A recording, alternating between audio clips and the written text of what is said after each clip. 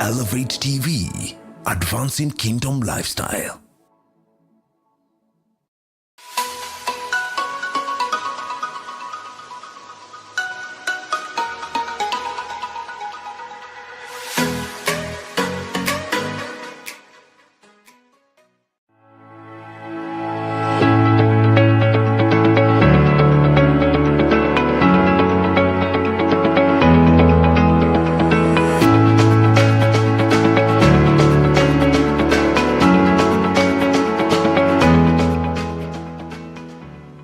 Good morning, my name is Muiruri and we are on Elevate Television advancing kingdom lifestyle, and this is a Wednesday morning digest.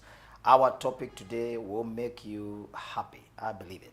But before we do that, remember the drill. You need to share the link. It's already out. We are live on Facebook, we are live on YouTube, we are live even on Instagram. You can pick the link and share it into your WhatsApp groups. Share it on your status. Yeah, put it on your status. Like, let everybody know we are on Elevate. You know, everybody wants to see, everybody wants to be part of it. And like I'm doing right now, sending it out to all my guys, all my friends. Remember, I always say, some people don't need your money. Some people don't even need so much. All they need is a little statement or an idea from somebody who's been there, done that, and they can be able to rise and walk and be able to do more than they can do.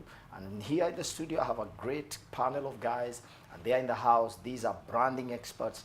They have been in the brand industry, and they are going to open up this industry for us today as we look at opportunities. Remember, on this program of the Wednesday Morning Digest, one of the key things is opportunities that are there that you can step into them so that nobody can ever say there is nothing for me to do. So with me today is an amazing people. Guys, karibuni Elevate. Asante sana Pastor. Hapa ndio tuna nini? Tunawaongeleshanga. Awesome. Awesome. See, I can start with you, brother. Look at that camera. Yes, Just introduce yourself and what you do. Okay, thank you so much, Pastor Moses, for this opportunity, and Elevate TV. We are so grateful for this chance that you've given us, actually just to share our thoughts and to talk about this topic of branding in the digital era. So my name is Brian. I'm a creative director and a creative expert. We work with a company called Moriah Creative Experts. We are based along University Way. And thank you so much. It's a pleasure to be here. Oh, my friend. Okay. Thank you a lot, Pastor, and Elevate TV for this opportunity to be here this morning. Indeed, it is a great honor, and we thank God for this chance. My name is John Dhuram. I work with Parmalink Creative Branding Solutions. We work with corporates, we work with individuals, we work with NGOs to pop out, to bring out their brands, to give them visibility so that they are able to achieve their targets and reaching out their clientele. Amazing. Yeah. John, let me ask you, beginning with you, how did you enter into branding? You know, everybody wants to be a pilot. Yeah, everybody wants to be a pilot. That is true. Yeah? How did I get into branding? Sometimes it's really hard to point it out. But I think this month, or no, early this year, when we were just discussing with my family, with my wife, how did I really get into this? Because I'm in IT and business. That is what I've studied. Yeah. And trying to trace back to me where I am currently in terms of branding, I can really say it is the Lord who really guided me to where I am, because it is something that I really love. It is something that I enjoy, because daily it is a different experience daily. Amazing. You meet different people daily. You try to create different things daily. So it is the Lord who led me. So you just found yourself I found myself here, and I really love it. It is not something that I came to study it later, but that was not my initial plan. I came to study it later because I studied in business and IT. Wow. That is what I've done. Brayo, you just found yourself inside. Actually, ideally for me, have a background in IT and computers, I saw that actually I need to do something, but I had a passion for branding. And actually just to introduce this topic that ideally what is branding, you see people really don't know what actually branding is, yeah? So we'll start by what is not branding. Okay. What I wanted to know Yeah. is how did you come into it? Because some people, because you see, branding, you can go and study design in school. You see, but do you know the course for branding began some years back? I mean, just a few years back, when people begin to look at branding as a key element of marketing. Okay. And so people began to go to study branding, and then people begin to come because it was not there. When you went to campus, I mean, you were doing design. True. That was for it sure. was called design. It was called design by that time. And actually, you're being trained to produce newspapers Yes. and adverts. And small- others, yeah. small That was the design. yeah. So actually, for me, when I began to look at branding, I discovered this is a very recent thing, but it has taken over. It was taken over. Has taken over, and I don't know how long you've been there, but the evolution, The evolution of branding. evolvement, because you see, when we were small guys, and when I was a small boy, I used to see adverts on newspapers, and I would say, my goodness, you know, I like pictures and colors personally, so I would say, wow, look at that, look at that, you know, and I would really want to see how it was drawn. Did you begin by drawing? By what? Drawing. Yeah. You We began started by by drawing, and then also Corel and page maker. You remember page maker? Yes, page There's a time maker. that Old one. Yeah, the old one, then maker. page maker, and then it came Corel Draw, that is in the design format, and then now we have Illustrator that has improved from Corel, page maker, Corel, and then now we have Illustrator, and then we have in design, so that is where you design. But in terms of evolution on the printing side, because most of the time previously, guys used to use the small printers, the small copiers. That is what. I visited some guys. They are along Koinange Street. It's an old branding company, and they're still there. So I was talking to one of them, and he told me, no, the owner actually saying, you guys are in technology. We never started with technology. They used to literally draw with a pencil, then Calligraph. color it. If it's a logo, they draw, literally art with a draft, the draft table. You know the way the old architects used to put a draft table and use rulers. So then they would use actually the same rulers, but then now draw an image. If they're doing, let's say, a logo for an elephant, they would draw it, color it, give it an Color image, and and actually write a story about it. A story about it. Yeah, because you see, today's branding is you have images, you collect here, put, paste, and you can come up with very beautiful pictures. But then the story is not there. Yeah, I think speaking about the story, so it takes us to what now branding is. Yes. Actually, because branding it actually came from centuries ago. An example in case actually the concept of branding itself. You see, like in the Matthew chapter 16, let me just quote that verse. Jesus asks his disciples that what do people think about me? So then they say that, oh, you are the John the Baptist, you are Elijah, and such and such. Then he tells them that, and you guys, what do you think about me? So that, as in what story now can you tell people about me?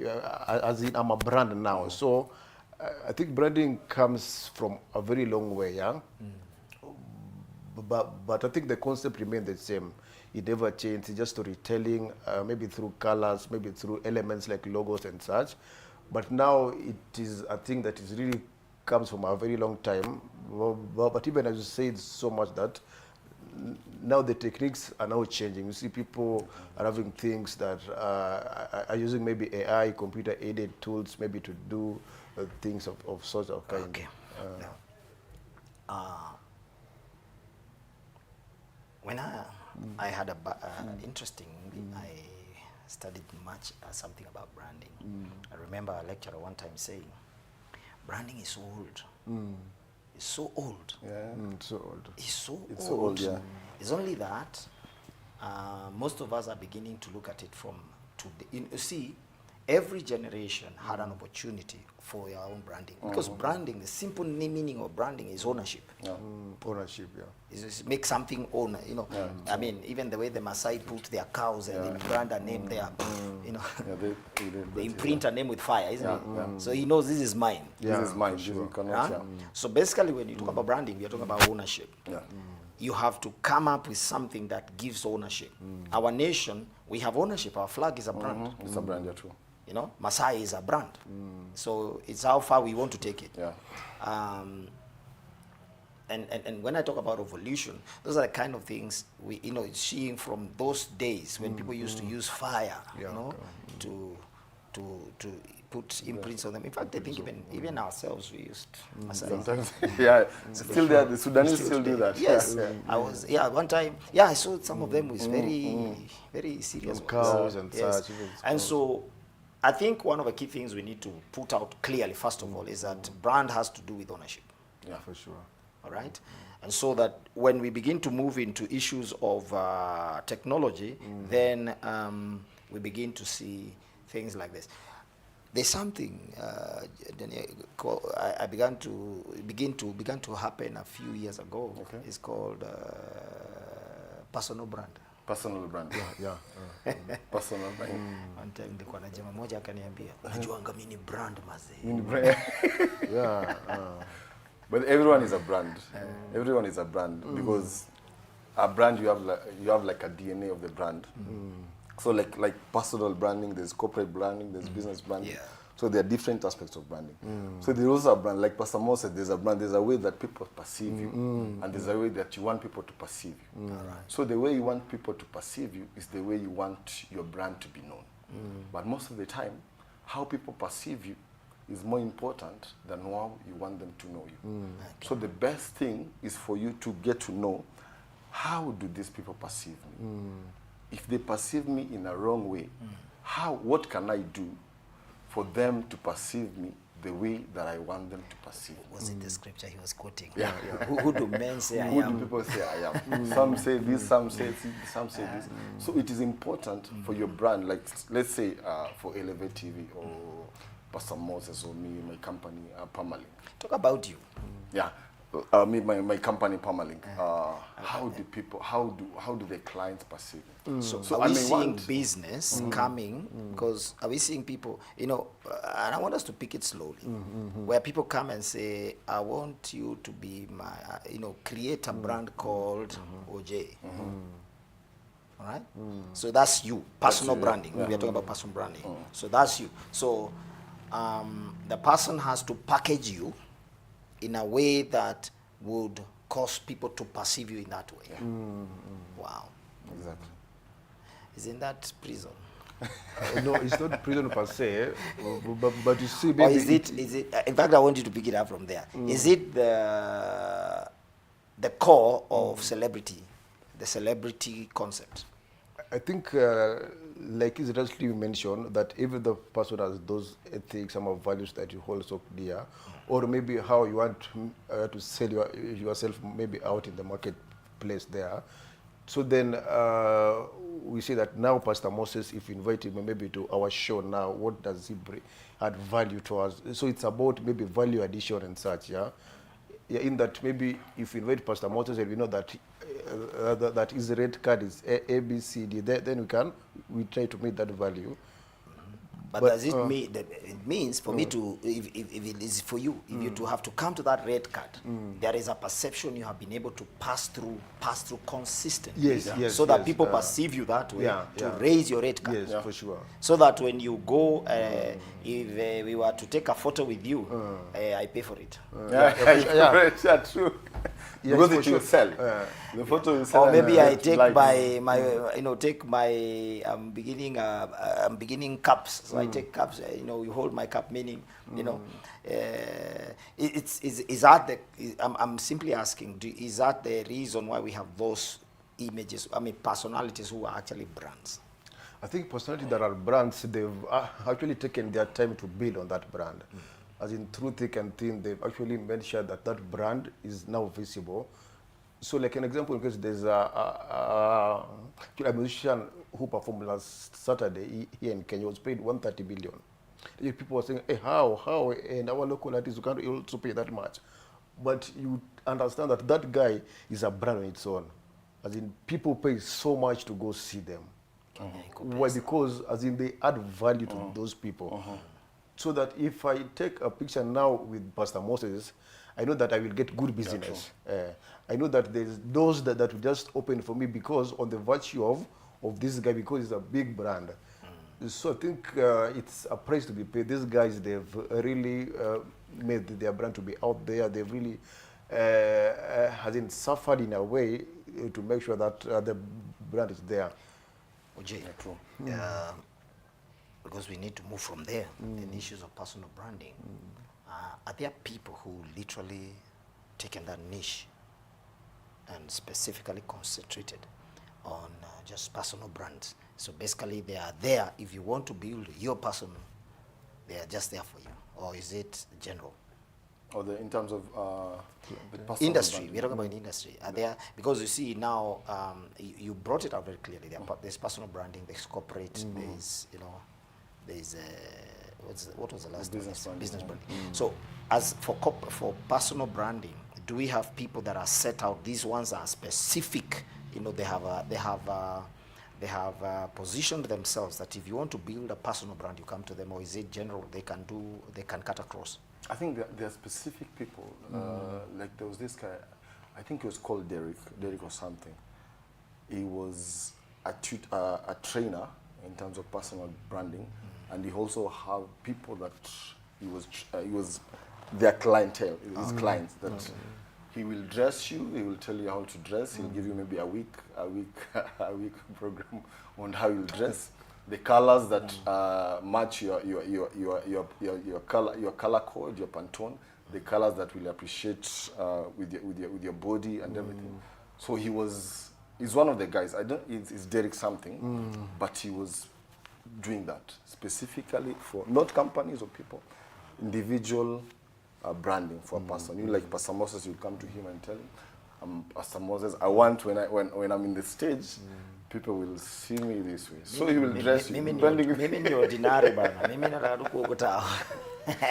Depending with your size, with your height, with your color tone of your skin, he will dress you and he will advise you. And even how to speak, how to sit up, how to do things. Yeah. Then that brings me to this point, my friend. People have now, with the influx of social media, the incoming of social media and the positioning in social media, now we are seeing a high increase of individuals that have followerships because of that kind of branding. And so people want to associate themselves with them, including brands corporates want to associate themselves with certain individuals because of how they have raised their profile. Speaking to it. Yeah, it's very true. You'll raise your profile with how the public perceive you, and also how you relate with people. Because the key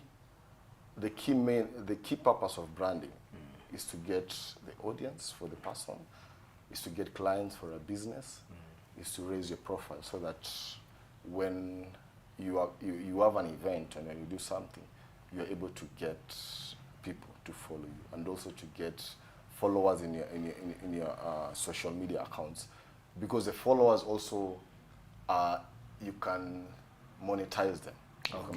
Like let's say YouTube or something. When you have a certain number of followers, you can monetize it. All right, I think we can now shift. I think that's clear about personal branding. I want us to be very practical today about how would you, if I came to you with this X, let's say I have this X enterprise or this X product, and I want to bring it to you. And say, in fact, I will not bring you this. I say, I come with an idea. I want to bring this fan, for instance, and I want it to become, I want it to be known for a certain thing. And as a brand expert, where do you begin? I think where we begin is first to know the client. and maybe to know his objective, how he want this thing to run. And then what we normally have, we have sit-down meetings, and then maybe he explained to us, and then we explain to him. You see, many times, by the way, which is an error, people say that, Brian, I want you to brand me. Then you ask them that how, that he said that I want logos, I want pamphlet and all that, but that is not branding. Those are just elements of branding. So again, when maybe we see a product in the market, then we first must understand where this guy is coming from, and then maybe what he wants to achieve. So then we sit down with them, then we discuss. Now you want to achieve A, B, C, D. Then the first step is actually to do this. Let's first have a brand manual. Brand manual now has those logos, typography, font, and such, so that if we release that product now in the market, we get like truly this thing, it serves its purpose. All right. Practically, UJ, I want to bring in water bottles. I want to begin to sell sports water bottles, and I want to, and I'm bringing you an idea. You've not seen the water bottle. That's one of our assignments I was given when I was in school. Water bottle. I mean, I want Sports to bring in a water bottle, and this is it. I wanted to sport. So if I came like that to you, what would happen to you? Where would you begin? I think you've pointed them one of the main things and the key things. Like, it's a sports water bottle. You have a specific target audience that you want your product to reach out to. That is where most of the time we get lost, because we want to reach to everyone. Because sometimes, yes, we reach to everyone, but we have to have that specific, that core team. So the first thing, we pick it out, because I want our followers to list them. And if you're there, please list it, because, and if you're on YouTube, we'll follow it. The first thing you do is pick out what I want to do, and the number two, the niche I want to target. Your target niche. Yes. Then number three, maybe how unique is it? Because there are so many water bottles in the market. Now, how unique is this water bottle? So the uniqueness is the sports aspect. Yeah, the sports aspect, maybe. Huh? But also We're still creating. We are creating. You see, like the other day I was in Kilimanjaro marathon. Yeah. They are water bottles, but there are some that they are different design. They are easier to hold. There are some that like these are normal bottles, but there are some that they have created in a way you can hold it in both sides. So the uniqueness is it has to be. We have to bring out the uniqueness of that product. It has to be unique. It may not be necessarily a big thing, but something very unique. Maybe it may be the taste. Or the color of the bottle, maybe the sportsmen appreciate it, or maybe something, it may not be necessarily something big. So basically, but that aspect at that point is where research comes in. Yeah. It has to be unique. Yes. In a way, So the research has to go in so to see what is it going to be different from these other bottles that are in the there, market, yet they are also sports bottles. So what is it going to make? What is the difference? What is the difference? Now we have identified, number one, we have identified it's a bottle. It's a bottle, yeah. It's a sports bottle. We have come into a place where we have a niche. We are looking for sports people. Then finally, the other part is that we have discovered it has something so unique that the sportsmen would appreciate. We are moving on. We are building a brand. Easier for them In the studio, we are building a brand. It will be easier for them to use it. After that, After that, now the colors of your the colors of your product, maybe the logos. The colors now begin to inform why the colors. What made you choose those colors? I want you to think on your feet. I don't want you to sit down and have a meeting. I want us to sit on. I want you to think on our feet right now. So what should the colors bring out? Yes. What would be in your thought? What would be the colors? Colors. What would you want to bring out as a sports colors? They need to be warm colors. They need to be colors that bring out energy. Energy. Wonderful. Not dull colors that suck up some. But colors that bring energy, that when you feel like you feel don't suck you up. All right, we have the colors. We are building a brand here. We're going to build one until. Then also durability, how durable it is, because you don't want to go to the market to buy that thing again and again. So we are also looking at not just the colors, we are looking at the durability of the product.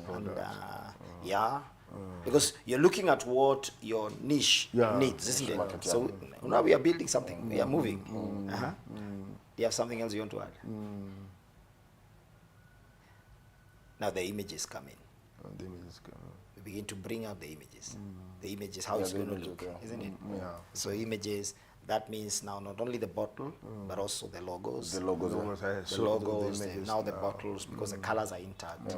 And so we have a bottle, right? You have So a sports water bottle. you have a sports water bottle. bottle, yeah. So it actually, what I wanted you to bring out to our viewer, that it is not an instant thing. It's a It's a process. It is a process. It takes, sometimes it takes weeks, sometimes it takes months. You have back and forth, back and meetings forth, here back and and there. forth until you get to the specific thing. that You know, one want. time I was involved in a certain brand. They were doing a research. Everybody's doing coffee. I mean, there's a lot of coffee houses and all that. And so they wanted to bring something so unique for a certain type of people. And the way the research was so deep. And so when they brought out the images and the way it's going to be packaged and the way it's going to be served, people are called into a meeting. They said, "Would you take this coffee?" Somebody even actually, one of the people said, "Is he actually coffee?" It doesn't look like coffee. So already at a glance, that individual could not find its coffee. Yeah, for sure. So already they had now go back again. To the drawing board. Go back to the drawing board. Begin again. Begin to, so that at a glance, I can see this is the coffee I want. And later, it's one of the biggest brands now, globally. So it takes time. We It have takes to time. understand. It takes time. But the challenge is people don't want that time. Yeah. People don't want that. People I just want to be in the market. Yeah. And they don't appreciate sometimes expert opinion, what you advise them. I dreamt my cup to be like this, I want it to be like this, without any research, without any feedback from the creative team or another person. So when you bring the product to the market, sometimes you see like you see it is not coffee, but the client wanted this. But because to you be did recalled. research and you accepted the response from the audience, you're able to change. But sometimes people don't want to do that. They'll go directly and use that product. So I'll ask you something then before we go for a break. Imagine 30 minutes is over. Oh. You know why I was putting other process? Is because I want to ask two things. Number one, so what should be the costing? Of branding. The cost of branding. Cost of brand. And number two, do people want to pay the cost? I think Because when you look at the process, already it tells you it's a lot of work. Right? And if you can go online, you go and find out how they come up with these Android phones. The process of coming up with apps and Android phones. They do research. They go into, for psychologists, they sit them down. yeah, They for want sure. to, there's something they want to bring out. So do you think it's cheap? I think people pay what they value for money. So then if I have a product or if I present my case in a way that is really maybe appealing and that's really maybe in a way people will cost. I think because over time I actually find that real clients, I don't have issues with payment. Okay. Real So, clients. real So clients, they are real fake clients. Yeah. No, they are fake clients who just want to I am 500, I want you to create for me They don't have Okay, issues yeah. with budget. Let's go for a break. So we'll find out who is this real client. Wow, keep it up. Let's talk online. These guys are here. Ask the questions. They are going to answer back. Keep it elevated.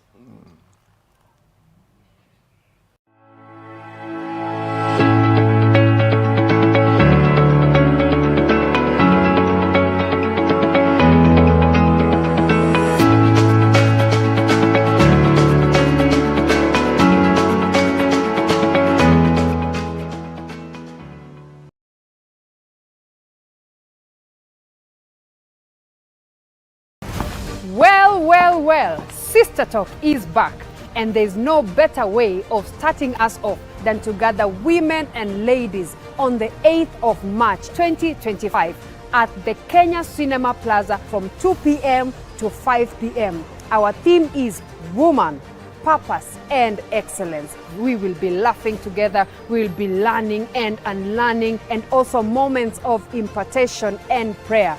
We will have great guests joining us Pastor Lee Wanja, and Joyce Omondi. These are dynamic women who are doing great things, not only in the marketplace, but also in ministry. Our registration fee goes for only 500 shillings. You can send your monies on the till number that is running below your screen. Please note, this event will not be aired live on our TV station or on our social media platforms, so you don't want to miss being there in person. I am Linda Talam, and I look forward to hosting you. See you there.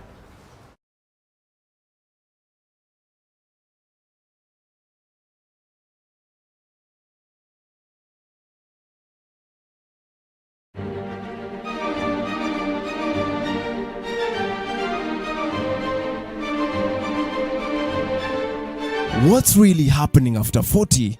It's a time of new possibilities, not just menopause and andropause. It's about embracing the journey with chronic health conditions, maintaining a healthy weight, strengthening mental wellness, and honoring our evolving bodies. It's about redefining relationships, improving sleep, and finding balance in financial matters. No more myths, no more silence, just expert insights and inspiring real-life stories. Get ready to thrive through life's exciting transitions with confidence. 40 Plus, your ultimate guide to embracing every stage of life. Stay tuned. Coming soon.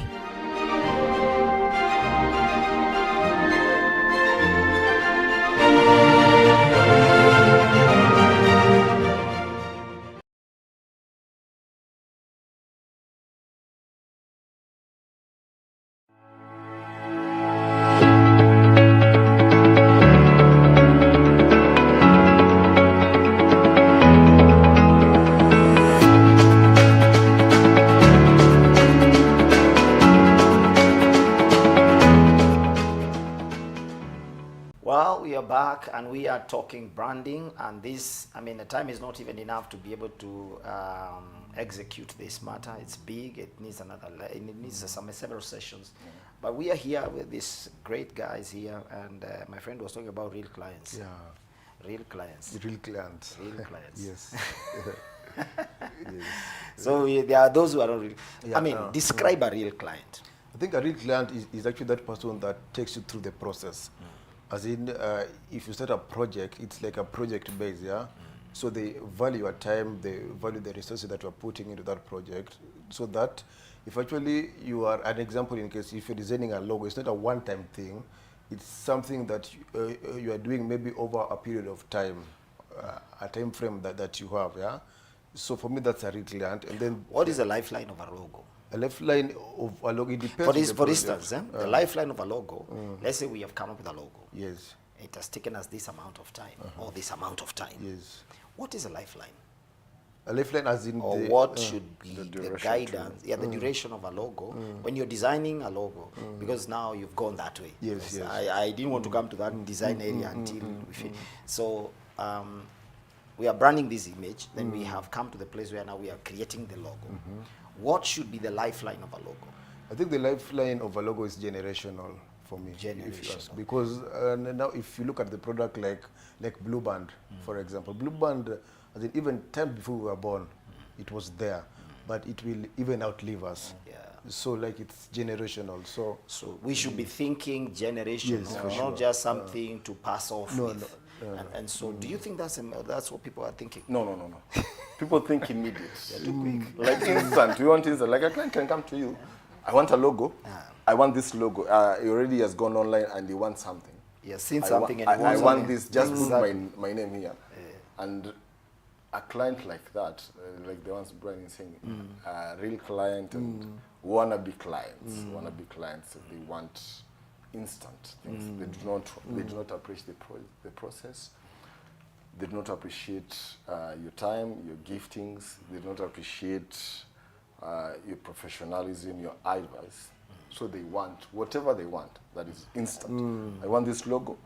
Sometimes they may come with a printout. Yes. I want something like this. You just put my name, Pastor Moses. Just put my name on a key. You see that logo, it is not generational. Let me ask you a personal one. Yes. Do you pick some guys like those? No. Kwa nini? No, I don't. Nataka hii kitu bwana. And I don't. Why? And you have this bill hanging. I don't. Because apparently, they're the most stubborn, Yeah. Yeah. and they're the ones who won't pay. Oh my. They're stubborn Back and and they won't forth. pay. So that's a sign. That's a sign. That's a sign. I knew instant. I want it instant. That's a sign for a wannabe client. They want something. Maybe it's a tender they have gotten. They just want to show it, and then they go. It is not a company that they're building. Because a client who wants to build a company will appreciate your advice, will appreciate the process, will appreciate your costing, Yeah. and they will not be struggle to pay. Do we have qualified, because they are there, but do we have qualified, yes, in fact I should not be asking, are there many, those who are qualified brand strategies, people who basically build brands in this, are they many or they are few? They're not very many. The challenge is, like you say, maybe in our educational system. Okay. Because most of the time what people are being taught at school is design, graphic design, architectural design. They're not that specific in terms of course for branding. Yeah, by the way, actually, you discover some of these branding courses, you have to either get them outside Yeah. most or of them. actually go online, Yeah. which basically is very key. We've been talking about evolution, and I think we didn't get too much of it. I want to ask about, as a brand builder, let me use that word, how do you stay relevant? And when I say that, I mean, because today we have quick fix. We have softwares that can do, and that's good because technology did not come to take away our job. But the only thing you need to know, technology is not creative. It's a man behind the technology. That's a person who is creative. And so we have an influx of creatives, creative guys who can come up with very amazing images, things like that. When you look at that and see the income of that, how do you stay relevant at the cutting edge? Staying relevant in this period, this digital period, it has both sides. It has both sides. But one of the key things, you have to be someone that is reliable. You have to be someone that also appreciates the trends and also move with the trend. What is new, you also have to adapt. Because when you don't adapt, you adapt or die. So when you don't adapt, sometimes it will cause your downfall. So you have to be also up with whatever is happening in the market. You also have to be knowledgeable with what is happening. You're not just be static. I mean, this is what I was taught. This is how I will read. If you don't want, you go find another person. So the key, number one, is to be informed. Yeah, you have to be informed. I think I agree with Mr. Joyner because adaptability, because so many brands have actually fallen off because they don't want to adapt. To see, in issue, an example in case there was this issue before keypad, before phones for keypad started. I think Nokia had like a quadric keyboard that maybe you could just type like that then, but they failed to adapt. I heard the CEO, he was actually crying that how he wish he adapted with that system before. So adaptability. So adaptability. Being informed, being adaptable. Yes. What has kept you relevant? What has kept me relevant? Adaptability. Because And then I'm still coming. I'm coming personal. I can see you. And you're 18. Adaptability, being reliable, Reliable. having an eye for what the client is looking for, and also listening to what the client wants. Because sometimes you force the client to do what you want, but also listening to what the client wants. So basically you're saying you listen to the client, and then your part is not only to listen, is there a place of advice? Yeah, you advise, of course you advise. So that they can also, they don't stay, there's a give and take. Yeah, give and take. So that they also don't stay at a very old, and they want, you need them to bring the brand to a current Yeah, position. true.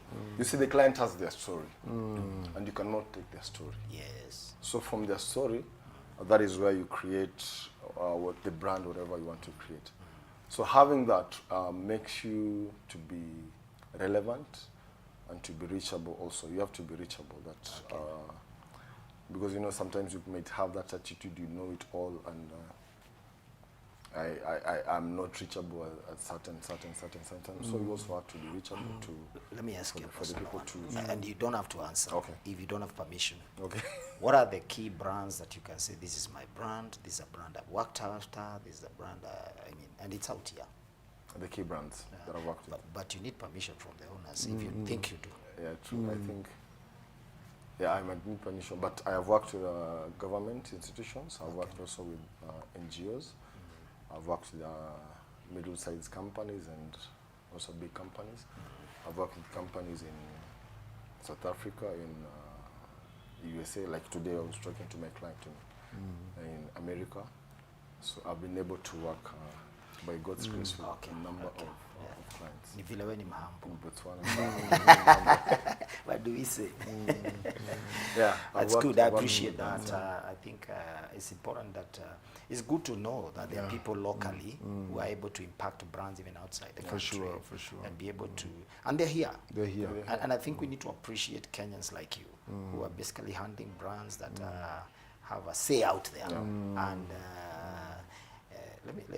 let me ask you. Sometimes when you see one of your big brands out there, and then people don't associate it with you, and you see people enjoying it. What does it make you feel? What does it make you feel? It is one of the best feelings. So you're just walking, it is one of the and best feelings. guys are admiring this brand here, and they don't know, man. I've not slept for the last 6 months. It is one of the best feelings that you have. Yeah. It is like, I'm a mountain climber. It is like you're at the peak. It's like you're in the peak. It is a good feeling. It is a great feeling. Not only that, when the client is satisfied with what you've done, and also you see the production of what is coming up, just warms your heart. My friend, when somebody says, "My goodness, you I think have for me, got it," it makes the satisfaction why I'm there now, why they hired me, maybe to push their brand. Actually, there's a time we're doing billboards along Thika Road. Actually, people were passing there and seeing. So for me, I know that it is our brand, but now how people are reacting it in the social media. But you see, maybe as a brand strategist, as a designer, maybe you see that that's now my work. Yes, actually, because our works are out here. So many times you do politicians' billboards, you do ABCD, you do big companies, and then they associate it with you. But now you are the person who is doing at the back. So the guy at the back is not known, and people He's are just, never known. He's never known. There's a story that goes. I'm sure you've read this. If you've not, the story about Ford. Ford the vehicle. The guy who invented the Ford. So he found a guy stuck on the road. The guy is trying. Everybody is a mechanic of their car. Yeah. So the guy is trying to. So he just stopped by and say, "Hey, I see you're in problem. What's the problem?" The guy said, "Go out of here, man. Hey, what is the problem? Just tell me." And the guy told him, "This thing is not working. I mean, it's heating, isn't it?" So he saw the guy went down, just pulled out a plug, emptied it, pulled it back, said, "Start the car." Hey, sure. "Allah, what have you done?" I said, "By the way, I'm Henry Ford." Wow. So he knew because it was his image. So now he knew what the problem was. And of course, that's a different thing. But when you talk about brands and you see, people, you're sitting somewhere, people are enjoying your brand, and you're seeing, wow, they're saying this, hey, these guys have come up with something killer. You are the guy behind them. It is awesome. It is a great feeling. Ama unatokea unaweza kusema ni because sometimes you also need permission from the client. Also. You need a permission from the client. Because because it's actually not your brand. It is not your brand. Your job was to create it, so it is theirs. Yeah, you're paid for it. You're paid for it. Do you think, like what you've just said, you need permission? Do you think there are people who infringe on the brands? Yes.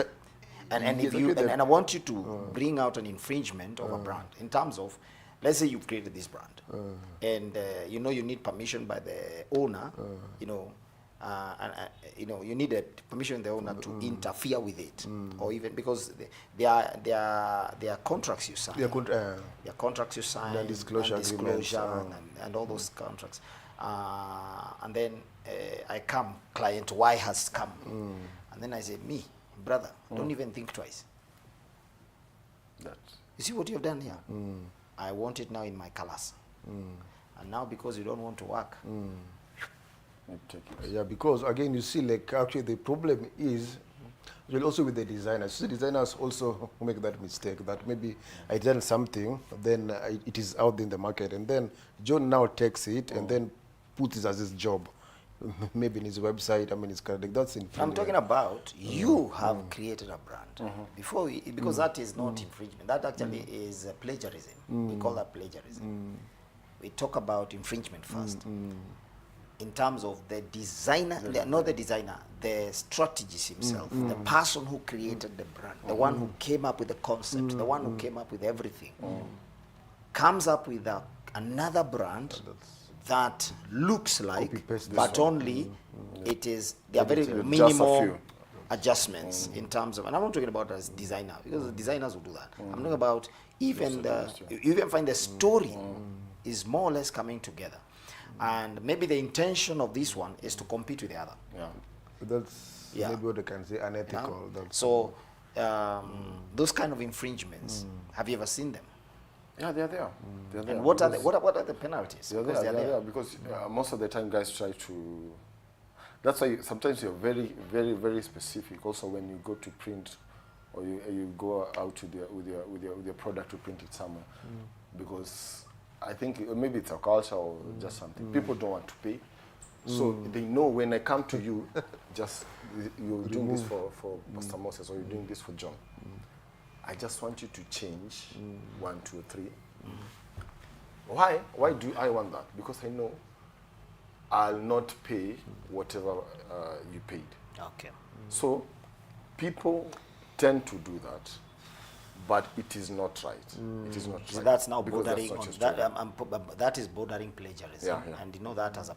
It's very. By the way, did you know the penalties are very high? yeah, for sure.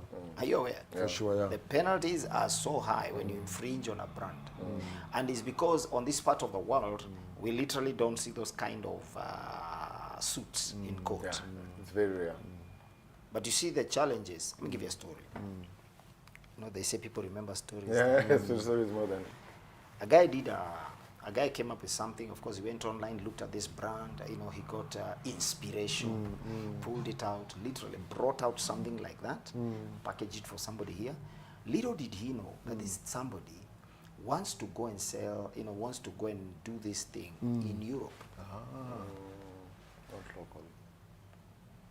So the guy goes to Europe, starts his business, only to be caught. You know, he sees this policeman come. He just told, first of all, bring down everything. He was just branded a whole, you know, a whole premise.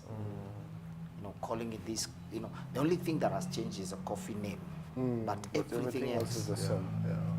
So you know, me, I branded this from guys in Kenya. No. And they tried to look. They discovered this guy's actually copied somebody's brand.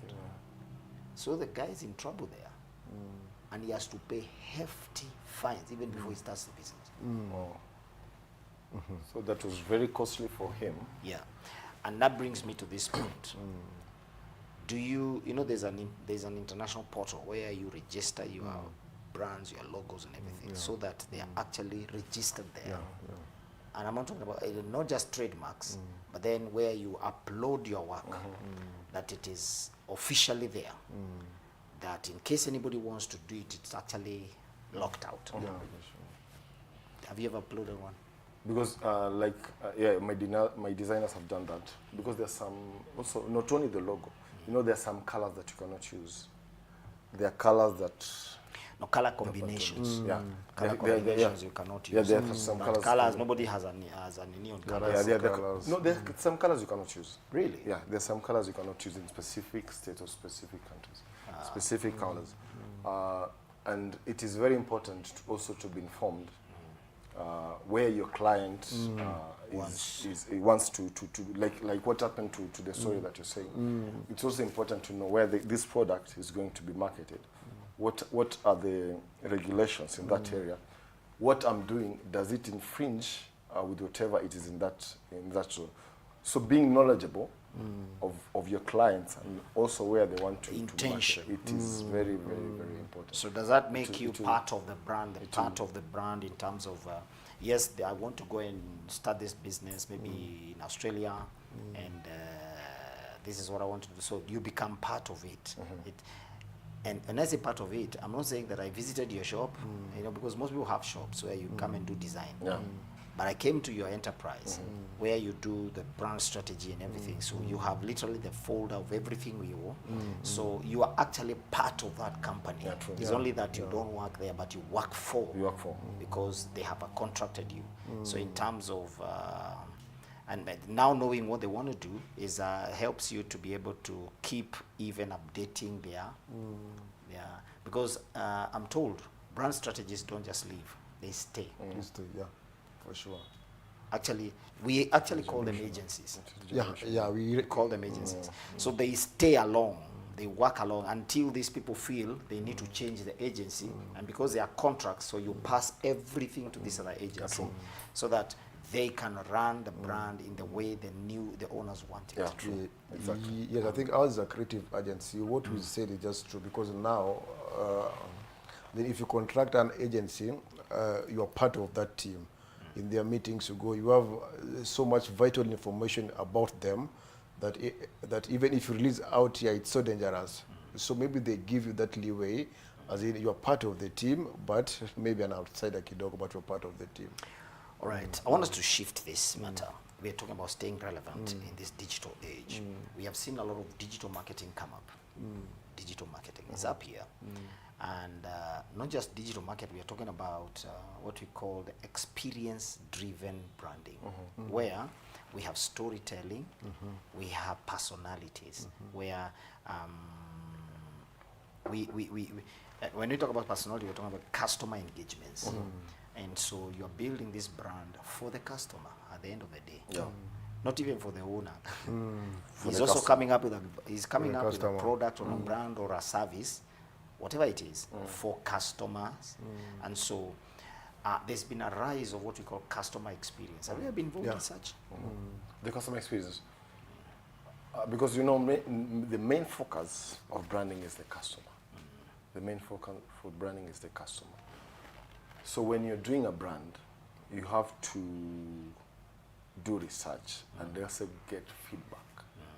Feedback is very important for every brand, for it to be relevant.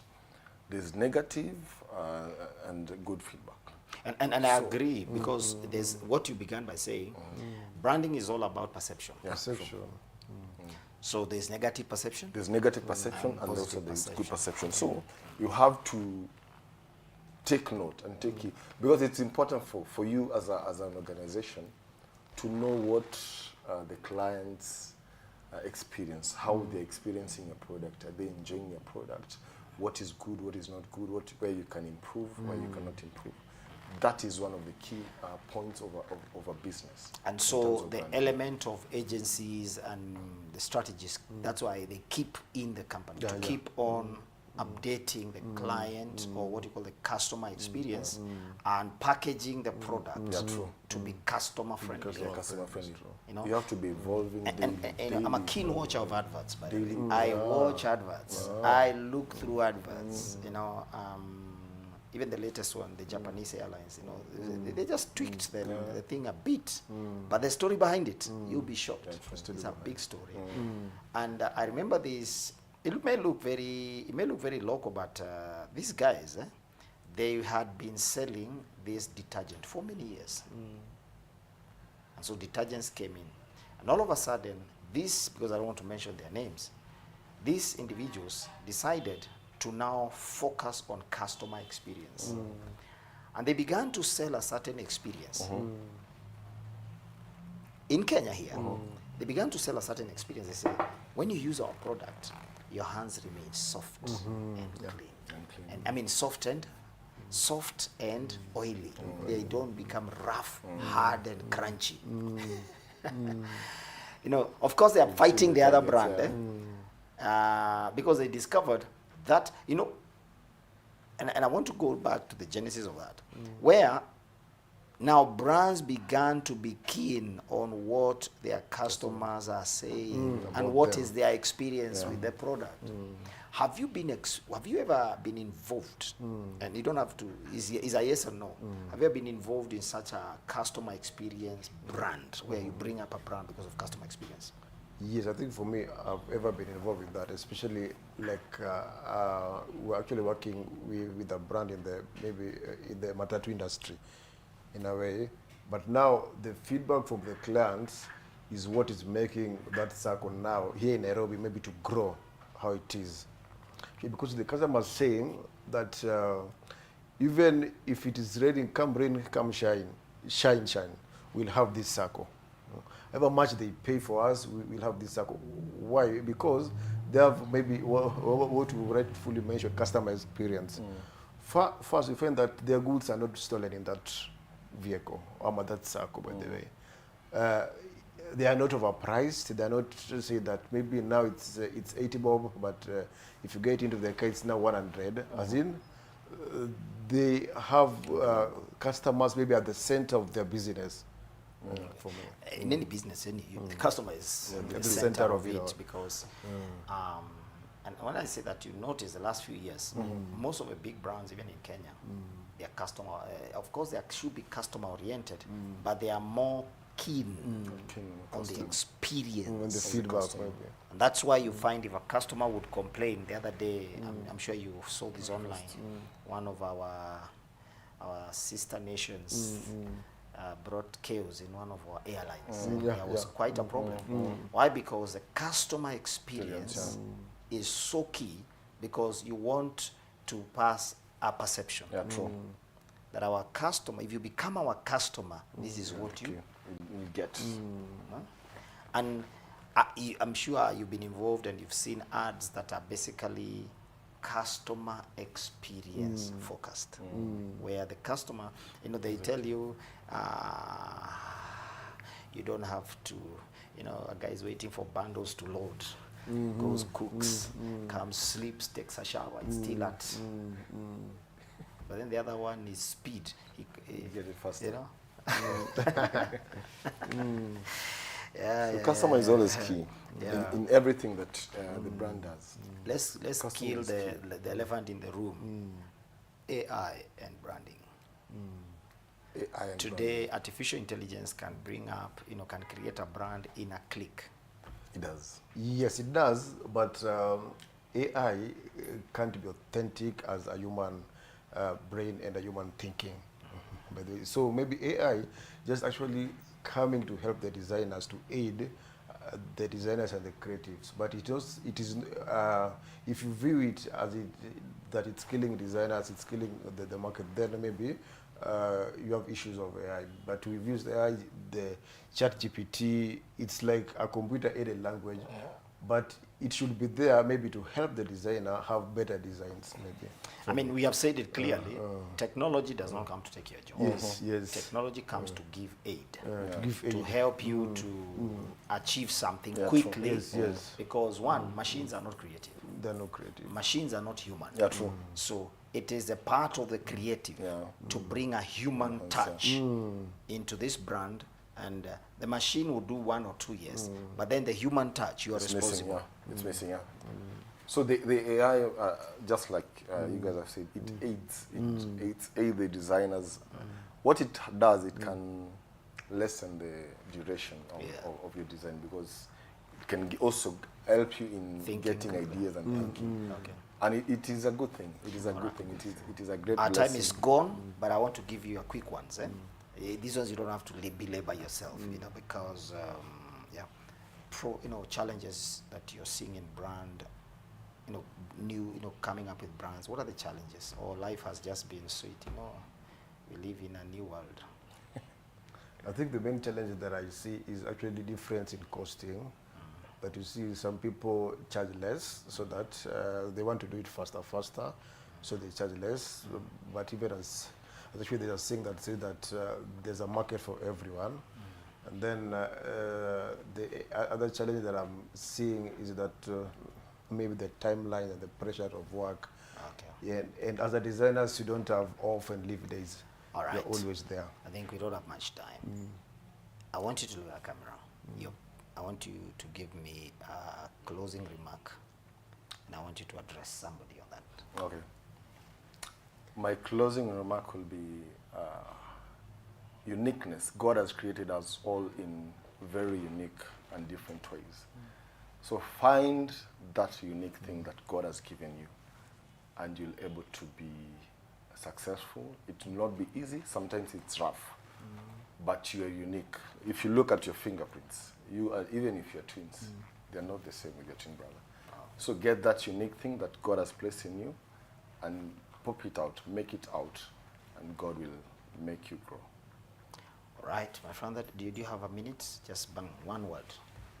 Yeah, actually, my actually take home is that be you and run for your passion, go for what you love, and and actually, if opportunities arises, bring out your A game. Well, I think this is a matter that we need to revisit again and again, because it cannot finish in in one episode. And I want to promise you, we're going to visit this thing. These guys will be back here and others to discuss this matter. But remember this, it's about a perception. Keep the right perception about Elevate TV. God bless you. Advancing Kingdom's lifestyle, awesome.